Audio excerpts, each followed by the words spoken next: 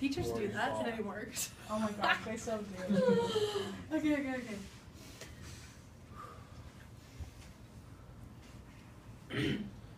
This is Rexy. He's my 6-month-old kitten. I also have Ashes and Musette, but Rexy is my favorite cat. Now I want you to think of your own pet, or a special animal that you cherish. Now picture that sweet animal in situations like this. It's graphic, so prepare yourselves.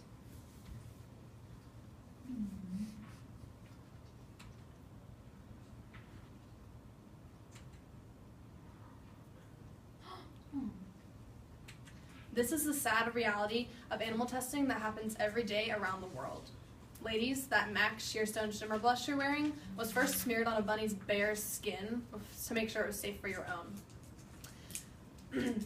Growing up with many different types of pets, mostly cats, but also including hamsters, fish, and turtles, I've always had a special place in my heart for the creatures of the earth. From my extensive research, I have discovered that there are currently no firm laws defending animals from being tested on in harmful ways. Today I'm going to enlighten you with the problems with animal testing, what we can do to fix it, and what the future will look like for these precious souls. Animal testing is defined as the use of animals in experiment and development projects, usually to determine toxicity, dosing, and efficiency of test drugs before proceeding to human clinical trials, as Biology Online, a reliable scientific database, states. Animals are strapped down, held against their will, and forced to ingest chemicals that are potentially harmful. And only 43% of American adults say that they are against animal testing. There are a total of 66,000 dogs, 57,000 primates, 22,000 cats, and 245,000 rabbits in research facilities currently, as well as hundreds of other pigs, rodents, and sheep, according to the Animal Welfare Association. Only 31% of those animals are euthanized prior to testing to avoid pain. Along with that, 92% of pharmaceuticals that pass that animal testing stage are eventually abandoned, so all that testing and pain for those animals are for nothing, basically.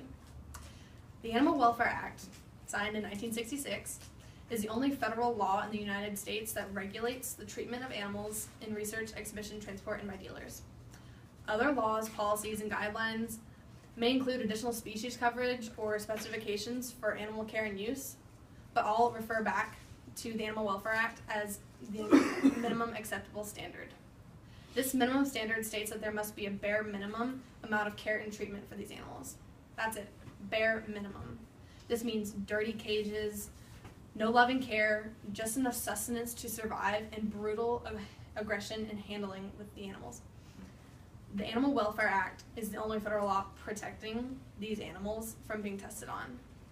If we do not make changes in the rules and regulations for animal testing, more helpless animals are going to be put to death.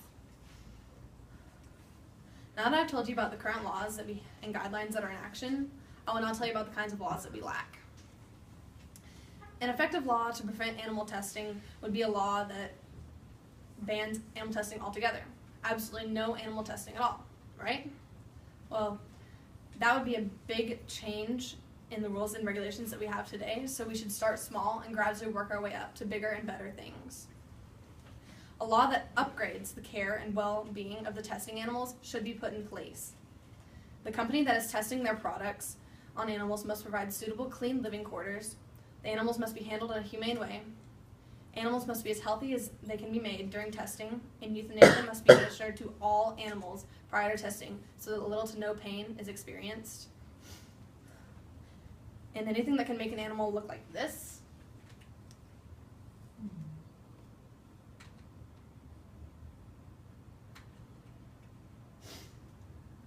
should not be allowed, period.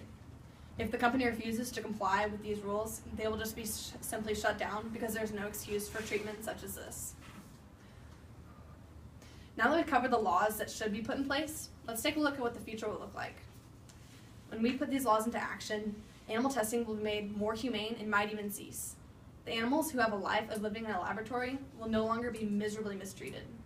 Their lives in the lab will be as comfortable and humane as possible. And eventually we'll have laws that will ban animal testing forever.